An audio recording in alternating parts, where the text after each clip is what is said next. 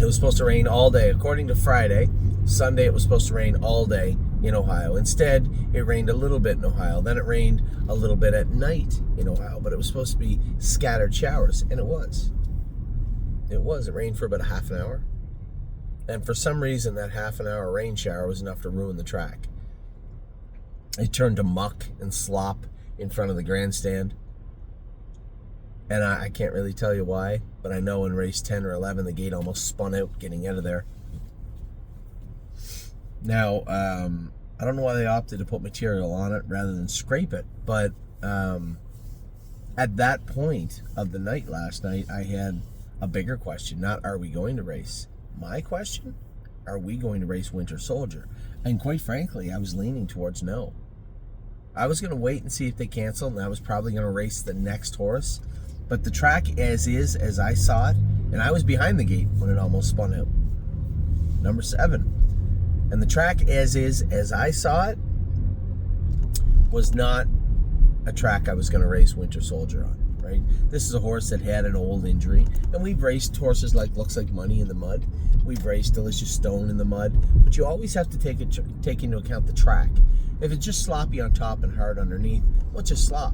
But if they're punching through it and there's muck in places and it's harder in other places, it's just not consistent, well, that's not safe for a horse, an older horse, especially a horse that had any sort of injury in his life, soft tissue I'm talking about. That's a no-no. So truthfully speaking, I probably wouldn't have raced Winter Soldier. I likely would have scratched him before race 12 because you're just looking for trouble in that scenario. And it's tough. You get the rail in the open, you pick the win. That's tough. But I'm telling you, I'm almost certain from what I saw in the race that they did call it a no contest because the gate almost spun out.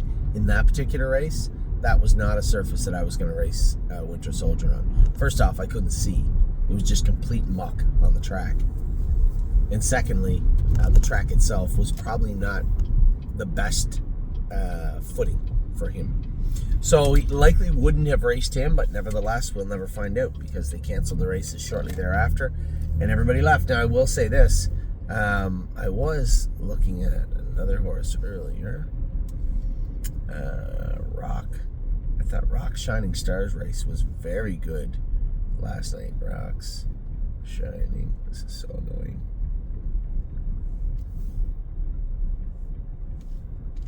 I thought his race was very, very good last night. You know, I was going in 55-1, 29-1, but finished up with the earplugs in and very strong in the face. And I think, truthfully, I think if I get him first over, knowing what I know now with the way he cornered, I think I'm 1-2. You know, I couldn't do that at the time. The horse had he does it. He's never been known as a half mile horse. He gets a little rough in the straightaway or in the turns. You got to watch him. He'll run in once in a while. He'll crossfire. These are all things he does. But I thought he got around there good enough, and he's in a low enough class where let's get him a tightener at Northfield, and we'll go from there. And that's exactly what Jason did. Put him in to go short field, like 7-hole or something, and he raced good. But the biggest thing he didn't do was get out of gear. He didn't crossfire. He didn't lay on the right line. He didn't get rough in the turns. In fact, quite the opposite. He was slick as a button.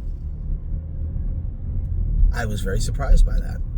So I raced him easy. I get out at that lane. I know that somebody said, you know, Justin had to grab his horse. And I felt bad because it was Tim's horse, but I didn't interfere with him. It was just so muddy you couldn't see anything. And as I was starting to come out a little bit and inch my way out, the wolf horse of Tim's was running in a little bit. And I think Justin just grabbed him, overcorrected him, and he ran out sideways. But I was fine going into the passing lane.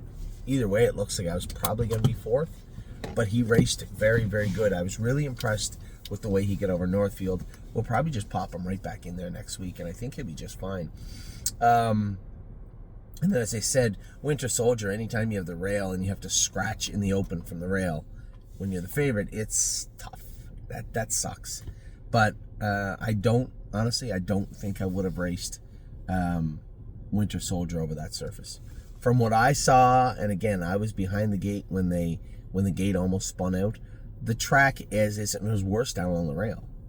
I don't think I would have raced him, quite frankly, in that setting. I would have had to scratch him. So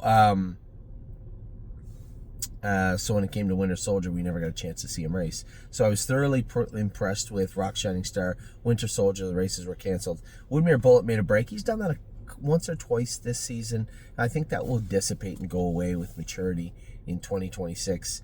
You know, the one thing I do know is that's 9 virtual stake races for this horse. He's got 1 or 2 more, maybe. I don't know. I'm not sure. I haven't talked to Jamie since we spoke about Woodmere Rocket. But Woodmere Bullet, I think the talent is there, the pedigree is there, the breeding is there. You just got to let him grow up a little bit. So we'll see how he comes out in 2026. Now, we don't have any racing today, not on the calendar that I see, and I know I'm not racing anything. So we have 0 Indigo today, but Tuesday will be very interesting. First start ever in North America for Agent Black. I just want to get a feel of what is an Agent Black. I know he can trot in 58 here pretty easy at Northfield. How does that translate to a 5/8 or a 7/8 speed-wise? What can Agent Black do? I'm not sure. We're all going to find out together here come Tuesday evening. I can tell you that.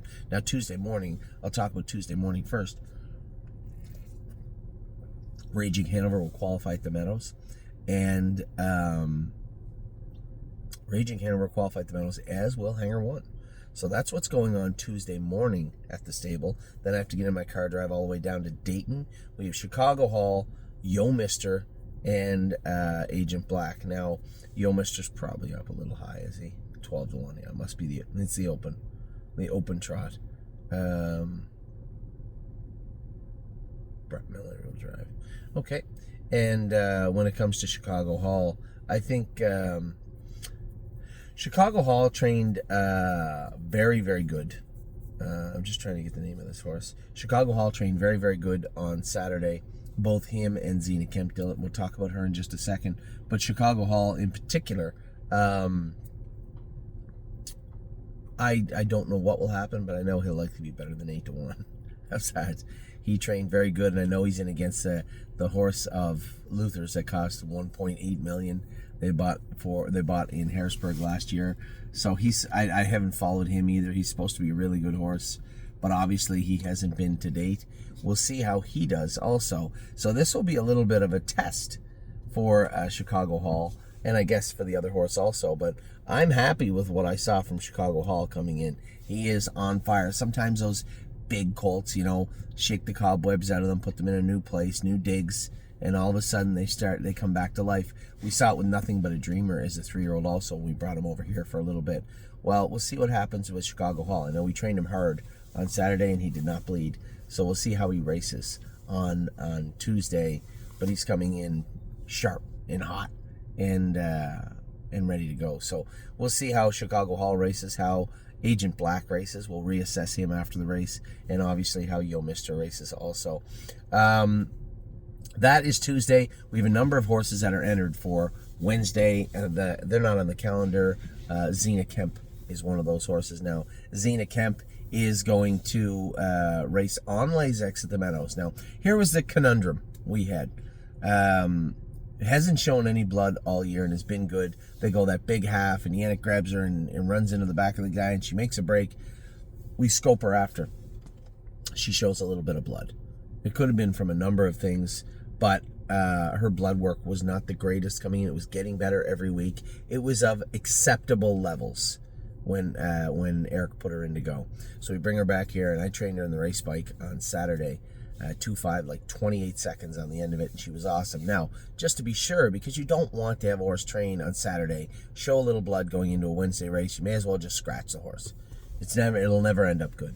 So we trained her on Lasix, and she trained great. So now it gets me to thinking, she never showed blood, but she had a little bit in her last start. She trained great on Lasix, and this was my question to Jason and Mike. What are your thoughts about Wednesday's race? Having her on Lasix makes the most sense, right? There was a necessity to do that. And knowing that we can't race in Corbin on Lasix at the end of the season is fine. Looking back at all our other races, when we're looking back at all the other races, the only race that she had any spots of blood were her last one. There's a gigantically fast half. She was coming off where her blood work wasn't the greatest and coming in mildly short. Yannick had to grab a hold of her, and then she makes that break. She's on a wild gallop, and then she comes back to the burn, and sure enough, there's blood there. Well, the answer that Mike gave was simple. He said the reason that we put her on Lasix was very simple. The blood was shown. We're going to race her you would race her in the meadows on Lasix where she won't bleed. You already know she doesn't mind the Lasix itself. She trained great on it. And she's in a better spot heading into Corbin. Now, you get down to Corbin and race her once and she shows blood, you just put her in the field. But he said, honestly, from my standpoint, from a veterinarian standpoint, knowing everything that went on with the filly and that went on with her last start, I think you'll be fine. But that still doesn't change that you should probably race her on Lasix on Wednesday. So she'll be racing on Lasix. She's coming in sharp as a tack, sound, and trained very, very good here at Northfield this weekend. Now she's going to a 5/8 where she's raced a number of times before. The only kicker is that filly of Mike's, and I don't know all the fillies in there, but I do know Mike Wilder's filly, Aviana Hanover. She's a nice filly, raced against Cherry's Girl in Delaware, and was saddled with the 6-hole outside of me and took back, and then he kind of mired in traffic. But she can trot 56, 57, 58 too. So it'll be a good race, but Zena Kemp is coming in very, very good. So that is Wednesday here. And I think we have Blue Ventura racing again. 9-hole on Wednesday. I gave Tyler another shot on him. He got along really well with him, and he liked the horse. So we'll see how he races on Wednesday evening. So that is a little update. I know I give you guys tons of videos and tons of updates. Obviously, the biggest thing going on this week are the videos I'm sending out about the buckets. Trying to say I already got a number of people signed up, which is good. Thank you very much. The buckets should be up. I thought they were up last night. Just let me check. I don't think they're up yet, though. I'll reach out to Eric, our website guy, and see when he is going to put those up. I shouldn't talk. Maybe they're up already. Horses at the stable. No, I don't believe they're up yet. But they'll be up this morning. And when they're up, same type of thing. I made an argument for everybody. I would love to fill up the flyer buckets before we get to Lexington. And if you don't know what those are, if you're just watching this video, like, I don't know what you're talking about, go back and look. I made a number of videos of those over the weekend. Just simply your value-based buckets. I call the flyer buckets. These are quite simply horses going through the ring in real time right in front of me that I have marked for a lot more money than they're at on the board, and I end up buying them. We're going to put 2 or 3 in each bucket. Make it easy for people to buy. If you want to buy, you have a shot at buying into all of them, just buy into both buckets. But I just did not want to make the bucket for $100,000 and make it hard for people with, maybe a little more limited resources this time of year with school starting and whatnot, to buy in if they wanted to. So I want to make sure we allowed it so that everybody could get in. And the easiest way for me to do that was quite simply to make 2 buckets. So there's no rhyme or reason who will go in either bucket. If you want to shot at all those horses, buy into both buckets by all means. And any of the horses you don't want, just put them up for sale later on. There shouldn't be a problem. I had somebody say, well, Anthony, just New York and New Jersey, I don't have the licensing. Can you not buy a New York and New Jersey bred? I said, that's unlikely that I'm going to do that. But what I will tell you is, over the remaining 8-9 months before that horse would ever race and you need licensed, I'm confident.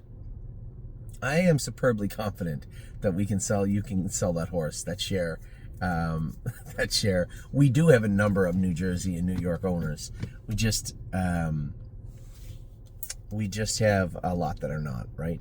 It's always been a sticking point. I get it. We go over this all the time. It's not the end of the world. But we have more than enough New York and New Jersey owners out there and clients that have those licenses that would be very interested in buying those horses. So if that's your sticking point, as we head to Lexington, if your sticking point is, I don't want to get saddled with a New York and New Jersey bred, rest assured, I think you'll be just fine. So there you have it. A bit of a somber start to the day. It's a beautiful day here. The rain is coming in later on this afternoon. I'm going to go in and go with all the babies right now. I might even give you a couple of videos of them. We'll see. As we head to Lexington, my 2 goals for this week, as I said, get the buckets for the Flyers sold out. The 2 flyer buckets I want sold out. And most importantly, start to chip away and finish up the Ohio sale. There are, I guess, a few more shares than I thought there'd be. available for everybody, which is fine. But I would like to get them cleaned up. And I guess the easiest way to do that is to bring you some videos of the horses. You want to see what I see in those horses? Fine, I'll show you. Take care. I will talk to you all very soon, everybody. Have a wonderful start to your week.